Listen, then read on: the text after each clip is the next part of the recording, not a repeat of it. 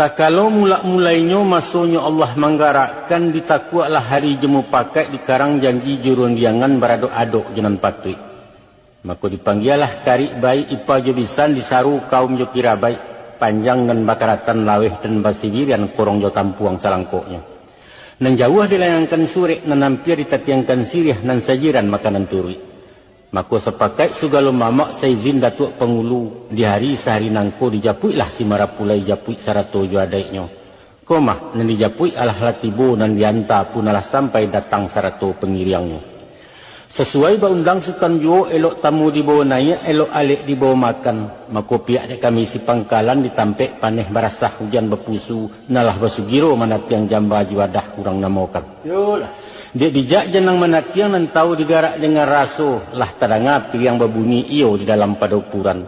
Maka ditiliak dipandang-pandang cukui berisi cawan pinggan lalu berdiri si bujang palagan tangan manatiang ke ruang selo takkan nak kupiah di kepala laki si sampiang tanu lamo.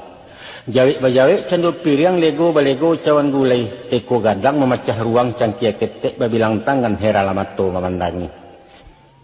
Pihak kepada susunannya. Di tengah awan bajomba di tepi samui bairiang nago bajuak kiri kanan berisi langkuk semparono. Sanang hati sayuk pikiran bak umpamo bintang di langit ibarat ombak di lautan. Limbak nan daripada itu aluran nasinan ke tengah. Jikok dinok dimanuangkan asa muasa dahulunyo.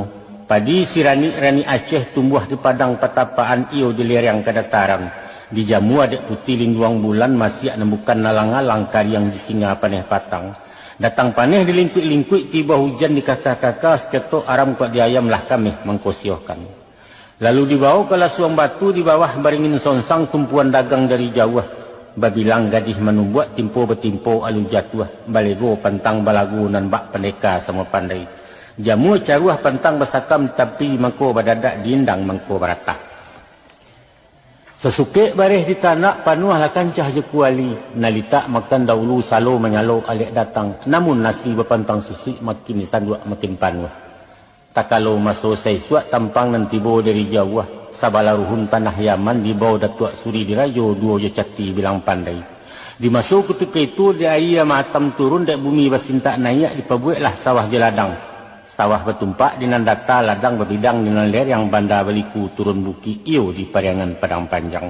Itulah sawah lawes tampang banyak makanan orang tiga luak. Sampai kini basuo juo. Sampai kini basuo juo juadah orang namokan tahidang di mukuale. Abarang kini kostan. Sebare orang kabalai aku mastan. Kapalah sare ujang pangka bidu ala cukui jepan rayuang.